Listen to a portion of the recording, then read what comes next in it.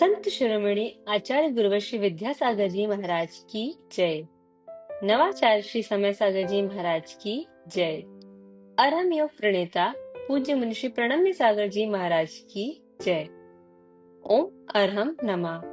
स्वाध्याय प्रेमी बंधुओं, प्रातः स्मरणीय जगत पूज्य आचार्य भगवान श्री 108 विद्यासागर जी महाराज के सरस्वती पुत्र अभीष्ट ज्ञानोपयोगी प्राकृत विज्ञ अरहम योग प्रणेता मुनिश्री प्रणम्य सागर जी द्वारा रचित नई खड़ाला का अनूठा स्वाध्याय गुरु आशीर्वाद से सतत जारी है।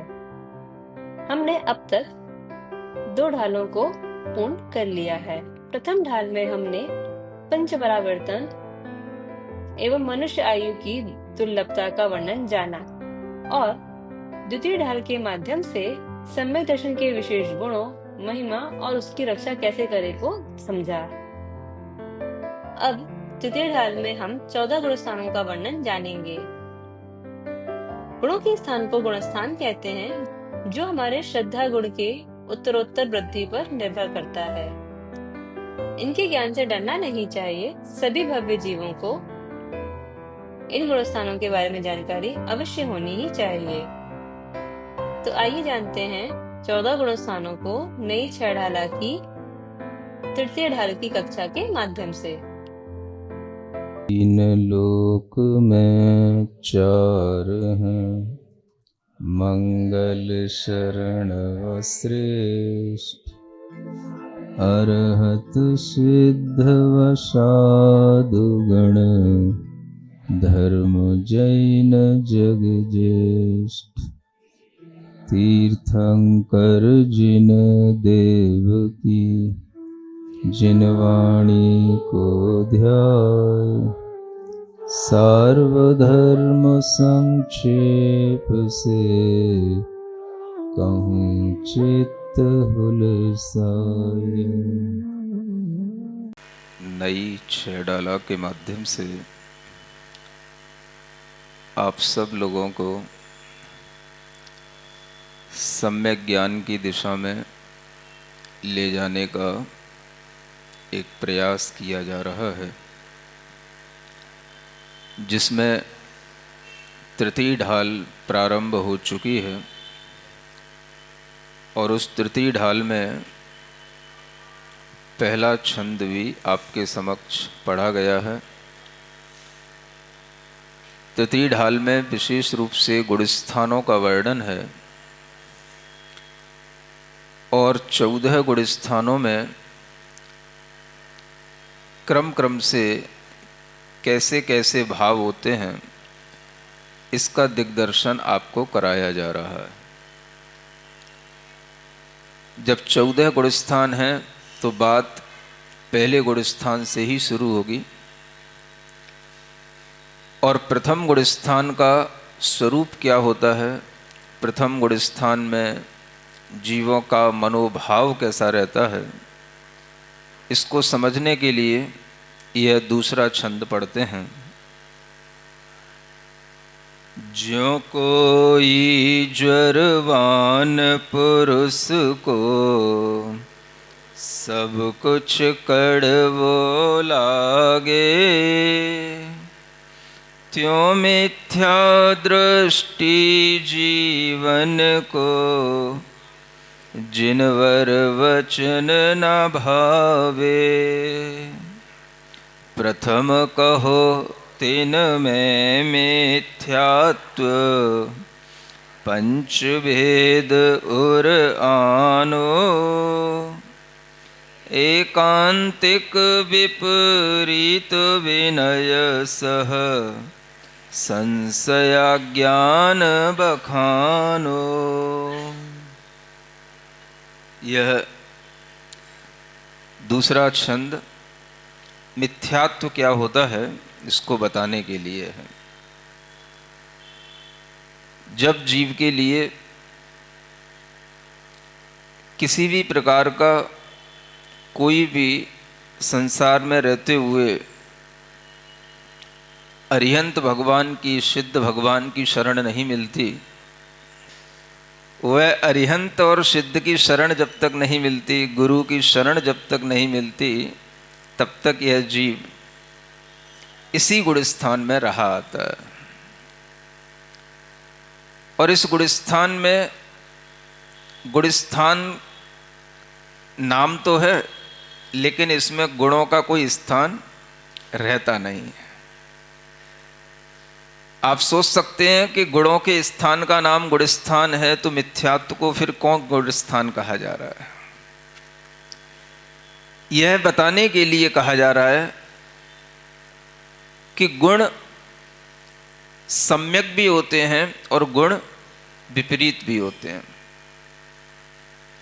जब गुणों में विपरीतता आ जाती है तो वह मिथ्या श्रद्धान के रूप में, मिथ्या ज्ञान के रूप में और मिथ्या चारित्र के रूप में हमारे सामने होते हैं। और जब वही गुण समीचीन होते हैं तो सम्यक दर्शन, सम्यक ज्ञान और सम्यक चारित्र के रूप में पाए जाते हैं। गुणस्थानों की प्राप्ति करने के लिए पहले हमें वहाँ तो देखना ही पड़ेगा जहाँ से हम किसी चीज़ को पाना चाहते हैं। हमें अगर किसी ऊंचाई तक पहुँचना है तो हमें थोड़ा धरातल का ज्ञान भी होना ही चाहिए कि हम कहाँ खड़े हैं। हमें यह विचार भी होना ही चाहिए कि संसार के जीव किस भाव में हमेशा व्यस्त रहते हैं। तो आचार्य कहते हैं, जिस तरह से किसी ज्वरवान पुरुष को कुछ भी खिलाओ सब कड़वो लागे। कैसो लागे? कड़वो कड़वो लागे।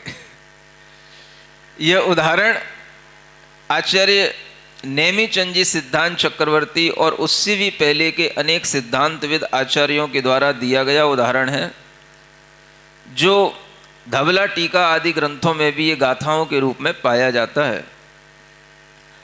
और इसी उदाहरण को आपके सामने रखा गया कि हम सिद्धांततः समझ पाएं कि मिथ्या भाव क्या होता है। जब जीव के लिए सब कुछ उल्टा होता है तो उसे भीतर से रुचि उत्पन्न नहीं होती कि वह सीधे को ग्रहण कर ले। अब यहां पर जो उदाहरण दिया जा रहा है वो जीव के लिए दिया जा रहा है और जीव का उदाहरण देकर के जीव को समझाया जा रहा है। नहीं समझ आया क्या कहा जा रहा है? जीव का उदाहरण देकर के जीव को समझाया जा रहा है। नहीं समझ आया? जीव का उदाहरण मतलब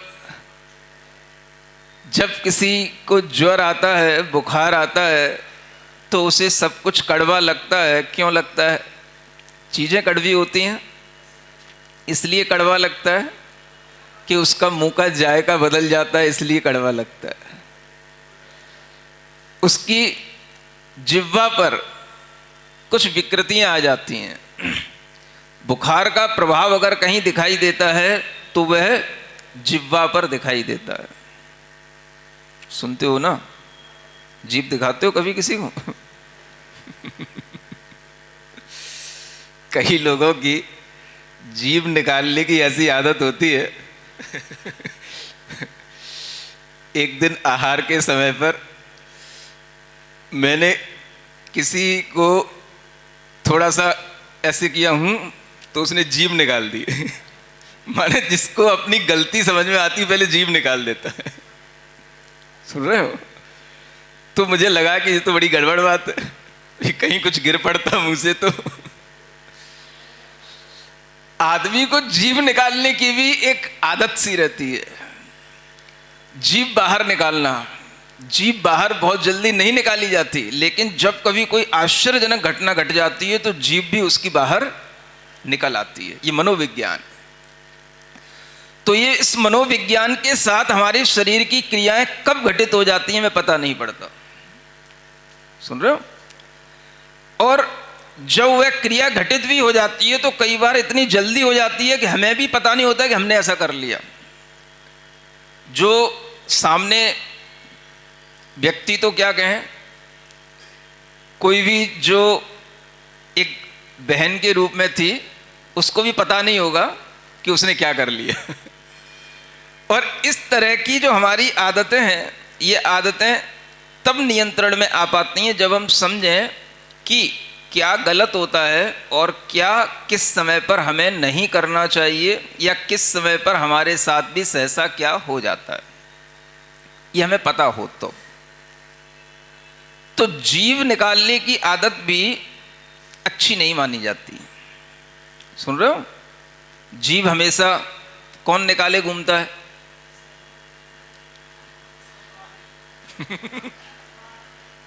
क्यों? जीव हमेशा कौन निकाले घूमता है? तो कोशिश ये किया करो कि जीव ना दिखाई दे।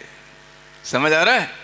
जब कभी बुखार आ जाता है ना, और ज्वर के कारण से सब कुछ कड़वा कड़वा लगता है, तब एक वैद्य आता है जो वैद्य कहता है जीभ निकालो। वो जीभ को देख करके समझता है कि इनके जीभ पर किस तरह का कड़वापन जमा हुआ है और किस तरह की विकृति जीभ पर है, जीभ का जो रंग है कैसा होना चाहिए और ये कैसा हो गया, उस पर किस तरह की पपड़ी आदि जम गई है, वो सब कुछ वैद्य जानता है। इसलिए आपने देखा होगा पुराना वैद्य होता है तो सबसे पहले आपके लिए नब्ज पकड़ने के बाद कहेगा जीभ दिखाओ, क्योंकि बुखार का सारा असर कहां आता है? जीभ पर आता है, जिह्वा, टंग। मुझे लगता है कि ये उदाहरण आचार्यों ने बड़े सोच समझ करके रखा है। बुखार का डायरेक्ट इफेक्ट कहां पड़ता है?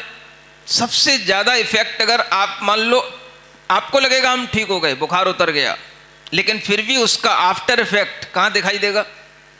जिह्वा पर दिखाई देगा। ये जीव का उदाहरण देकर के बताया जा रहा है कि आपके लिए अगर बुखार है तो वो बुखार आपकी जीभ से पता पड़ेगा। कुछ खिलाया जाएगा और खिलाते हुए आपको क्या हो गया भाई, रसगुल्ला खिला रहे हैं और तुम कर रहे हो, क्या कड़वा लग रहा है क्या? तो वो कहता है कि हाँ रसगुल्ला भी कड़वा लग रहा है। सुन रहे हो ना? एक तो कोई इसलिए नहीं खाता हो, वो अलग बात है कि बहुत मीठा है तो वो करे इतना मीठा उसे रुचता ना हो, या फिर जिसको खिलाया गया तो वो एकदम से ये क्या खिला दिया, रसगुल्ला भी कड़वा बनाती हो। तो वो बनाने वाला कहता है कि नहीं, रसगुल्ला तो अच्छा खांड की मिठाई का बनाया था, ये कड़वा कैसे हो गया? तो अब अगर उससे कहा जाए कि ये कड़वा रसगुल्ला नहीं है, कड़वा तुम्हारी जीभ का टेस्ट हो गया है। सुन रहे हो ना? तो सुनने के बाद भी उसे समझ आ जाए कि हाँ ऐसा भी होता है, तो उसमें सुधार हो सकता है। समस्या तो यहां हो जाती है जब उससे कहा जाए कि नहीं, जीभ का स्वाद कड़वा हो गया है, और वो कहे तेरी जीभ का हो गया होगा, मेरी जीभ तो सही है। नहीं सुन रहे हो?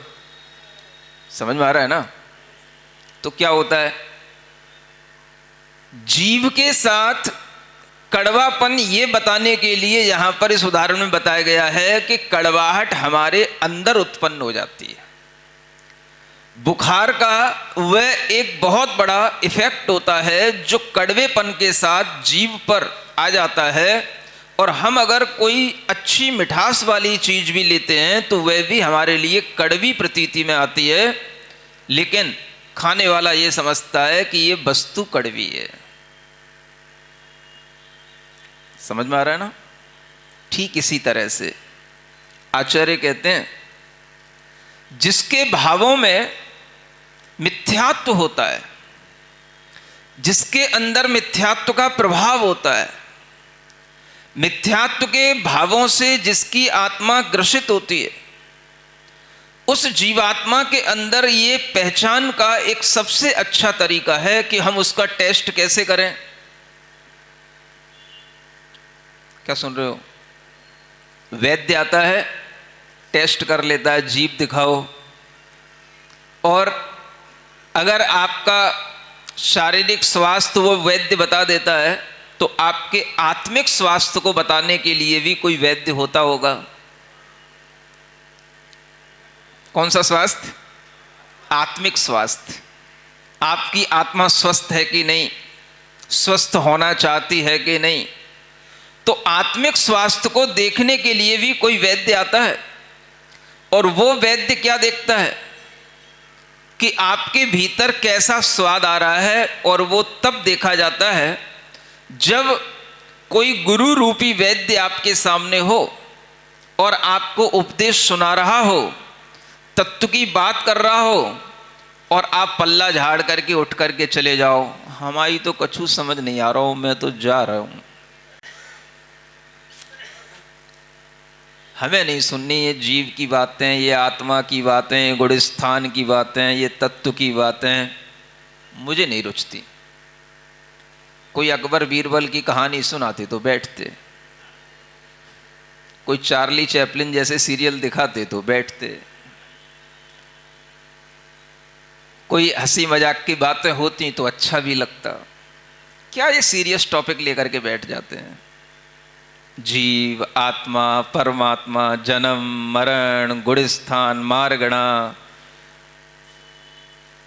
सिद्ध गति, संसार, ये सब क्या है?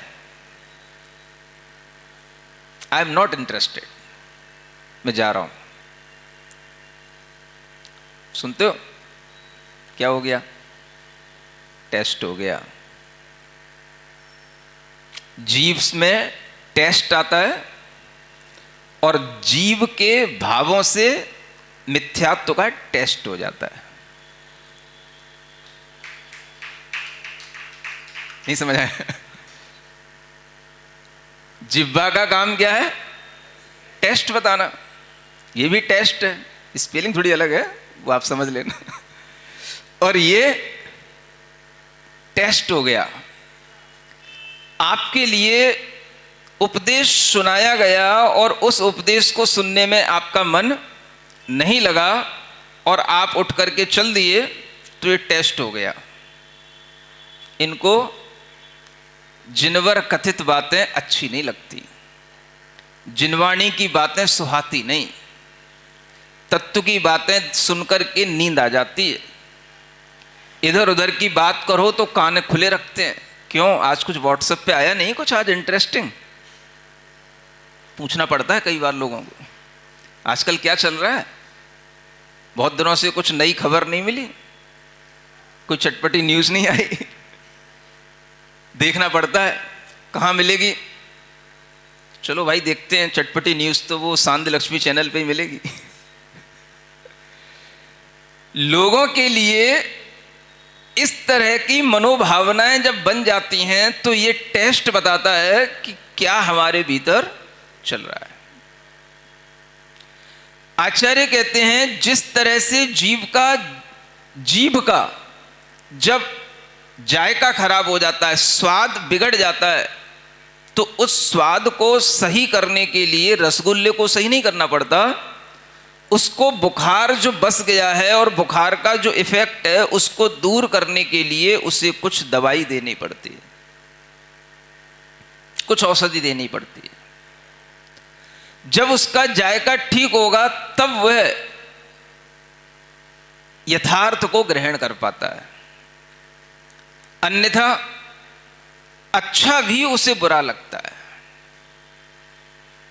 अब वह अच्छे और बुरे को कैसे समझे, कैसे समझ पाए कि क्या अच्छा क्या बुरा, क्योंकि वो जिस जायके के साथ में रह रहा है वो तो उसका पहले से बना हुआ है। अब इस उदाहरण के साथ एक समस्या है। ज्वर तो आपको जब कभी आया, रसगुल्ला आपने स्वस्थ अवस्था में खाया, तो आपको रसगुल्ले का स्वाद पता है। भाई रसगुल्ला कैसा होता है? Very very sweet. हाँ, अब अगर आपके लिए वह रसगुल्ला खाने को मिला और वो आपको कड़वा लगा, तो आप उस रसगुल्ले को फेंकोगे, बुरा कहोगे, ये तो ठीक है क्योंकि आपने पहले कोई स्वाद चखा है। जीभ के साथ तो ये हो गया। लेकिन जीव के साथ क्या होता है? जीव, सुन रहे हो? डिफरेंस बिटवीन जीव एंड जीव, समझ में आ रहा है कि नहीं? तो समझते रहना, कब मैं जीभ बोल रहा हूं, कभी जीव बोल रहा हूं। जब आपकी जिह्वा के साथ में इस तरह से पहले टेस्ट था तो आपने समझ लिया कि भाई रसगुल्ला तो कड़वा लग रहा है, लेकिन आपकी जीव आत्मा ने, जीव ने तो कभी पहले सम्यक्त्व का स्वाद लिया नहीं, तो उसे कैसे पता पड़े कि ये मिथ्यात्व का स्वाद है और सम्यक्त्व का स्वाद कुछ अच्छा होता है? ये एक बड़ी समस्या है। समझ में आ रहा है ना?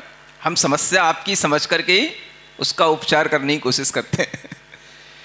तो जब जीव ने पहले कभी सम्यक्त्व का सहारा लिया ही नहीं, कभी वो सम्यक्त्व की शरण में गया ही नहीं, उसे सम्यक्त्व का कोई आभास हुआ ही नहीं, तो अब उसे कैसे समझाया जाए कि ये कड़वा है? उसे तो कड़वा ही अच्छा लग रहा है। उसकी हालत तो कैसी है? उसकी हालत तो ऊंट की तरह है। किसकी तरह? ऊंट को बोला क्योंकि ऊंट कड़वी नीम को जब चबाता है तो उससे वो बड़ी स्वादिष्ट लगती है। उस ऊंट को यह कड़वी नीम भी अच्छी लगती है, और अगर आपको कड़वी नीम खिला दी जाए तो आप उबाकी लेने लग जाओगे। अब अगर किसी को ये कड़वी नीम अच्छी लग रही है और उसी कड़वी नीम के साथ उसको टेस्ट आ रहा है, तो अब उसको कैसे बताया जाए? ऊंट को कैसे रसगुल्ले का स्वाद बताया जाए? ये बताओ। जिसने जन्म से क्या खाया? कड़वी नीम खाई, और वो उसी की तलाश में रहता है, और उसे कुदरती ये स्वाद मिला हुआ है भाई, कड़वी नीम उसको मिल जाए तो उसे बड़ा टेस्ट आता है। अच्छा, उसके लिए तो वही अमृत है। तुम्हारे लिए होगा रसगुल्ला और जलेबी और हलवा, तुम्हारे लिए अमृत होगा, उसके लिए तो यही अमृत है। अब उसको कैसे समझाया जाए कि भाई ये मीठी चीज है? ऊंट तो कहता है मीठी तो नीम होती है, बाकी इससे ज्यादा टेस्टी कोई चीज है ही नहीं, इससे ज्यादा स्वीटनेस किसी पदार्थ में मुझे दिखती नहीं। अब उस ऊंट को कैसे समझाया जाए? ये एक समस्या है। समझ में आ रहा है? जैसी उस ऊंट के साथ समस्या है, वैसे ही आप सब ऊंघने वालों के साथ समस्या है। क्या? एक ऊंट है और एक ऊंघ वाले, जिसको जिनवाणी सुनते सुनते ऊंघ आ जाती है। क्या आ जाती है? हाँ, बैठे बैठे एकदम से या तो आगे या पीछे। जिसके लिए इस तरह की ऊंघ आ जाए, जिनवाणी सुनते समय पर, वह भी उस ऊंट से कम नहीं है। समझ में आ रहा है? बुरा नहीं मानना। ऐसे कई लोग होते हैं जिन्हें आ जाती है, क्या करें हम महाराज, नहीं भी चाहते तो भी आ जाती है। तो उनके लिए नहीं कहा जा रहा, उनके लिए कहा जा रहा कि जिन्हें हमेशा जिनवाणी सुनने के नाम पर ऊंघ आ ही जाती है, इसलिए क्योंकि उन्हें भीतर से कोई इंटरेस्ट नहीं है। टेस्ट जब होता है, जब भीतर से इंटरेस्ट होता है। क्या सुना? टेस्ट तब आता है जब भीतर से इंटरेस्ट होता है। तो जीव के अंदर का इंटरेस्ट यहां बताया जा रहा है कि जीव का इंटरेस्ट क्या है। अगर हम देखें इस पूरे मिथ्यात्व गुणस्थान के भावों को, तो हम एक चीज स्वयं में एक तर्क बुद्धि से अगर हम सोचने की कोशिश करें, जिसे आचार्य स्व संवेदन प्रत्यक्ष कहते हैं, अगर हम उस तर्क बुद्धि से सोचें कि दुनिया में इस मिथ्यात्व के साथ जीने वाले लोग ज्यादा हैं या सम्यक्त्व भाव के साथ जीने वाले लोग ज्यादा हैं? नहीं समझे? हम कैसे माने कि अंदर मिथ्यात्व भाव भी होता है? भाई इसको प्रूव करो। नहीं समझ आया? कैसे प्रूव करोगे कि भीतर मिथ्यात्व भी होता है? तो आप कैसे सिद्ध करोगे? अगर मिथ्यात्व जैसी कोई चीज है कि नहीं दुनिया में, आप कहे जा रहे हो, मान लो कोई आपसे तर्क करता है मिथ्यात्व जैसी कोई चीज है ही नहीं दुनिया में, तो फिर क्या होना चाहिए? जो सम्यक भाव के साथ जी रहे हैं उनमें और जो मिथ्या भाव के साथ जी रहे हैं उनमें कोई अंतर नहीं होना चाहिए, पहली बात। दूसरी बात, अगर मिथ्यात्व जैसी कोई चीज दुनिया में न हो तो फिर संसार किससे सिद्ध होगा? संसार किन जीवों के द्वारा चलेगा? तीसरी बात, अगर मिथ्यात्व जैसी कोई चीज दुनिया में न हो तो सबको फिर स्व आत्मा की उपलब्धि हो जाना चाहिए, सबको फिर अनंत सुख में रहना चाहिए, सबको फिर अनंत ज्ञान में आ जाना चाहिए। तो वो सब नहीं आते, कुछ आते हैं। अगर आप ये देखें कि इस दुनिया में हम अगर परिवर्तन करेंगे तो किस रूप में किससे होगा? नहीं समझ में आया? मान के चलो एक तरफ कुछ ऐसे लोग हैं जो सम्यक श्रद्धा के साथ चल रहे हैं और एक तरफ बहुत से लोग हैं जो मिथ्या श्रद्धा के साथ चल रहे हैं। सिद्धांत क्या कहता है कि इन्हीं की मिथ्या श्रद्धा जब कन्वर्ट होगी तो वो सम्यक श्रद्धा में आ जाएगी। अब अगर हमें यह मान करके चलें कि मिथ्या श्रद्धा जैसी कोई चीज होती नहीं है तो वो तो हमें प्रत्यक्ष दिखाई दे रही है, क्योंकि इतने जीव इस दुनिया में हैं जिनको मिथ्यात्व के साथ चलना हो रहा है, मिथ्यात्व भावों के साथ बहना हो रहा है, और जिनके अंदर वह मिथ्यात्व किस रूप में दिखाई दे रहा है?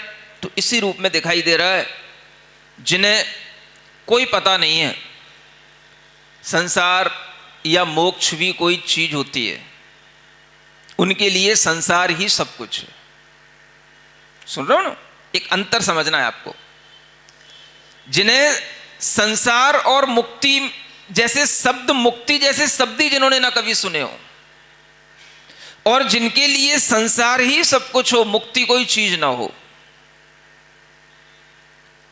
जिनके लिए शरीर ही सब कुछ हो, आत्मा जैसी कोई चीज ना हो, जिनके लिए वर्तमान का जीवन ही सब कुछ हो, पास्ट टाइम में किए गए कर्म और भविष्य के किए हुए कर्मों से जिन्हें कोई वास्ता ना हो। चलो मैं कॉमन बातें कर रहा हूं, सुन रहे हो ना? ऐसे भी तो लोग हैं ना दुनिया में भाई, शरीर है, आत्मा है। कितने लोग मानते हैं, जानते हैं शरीर है, आत्मा है? हा? कितने से लोग जानते हैं, मानते हैं? सिरिजिणवाणी जग कल्याणी जग जन मदतम मोहरी जनमण हारी गढ़हर हारी जम जरा भव रोग हरी तिथ्य राणम दिव्य झुणिम जो पड़ई सुणई मय्ये धारई राणम सौख मणंतम धर्य सासद मोक्ष पदम पावई सासद मोक्ष पदम पावई।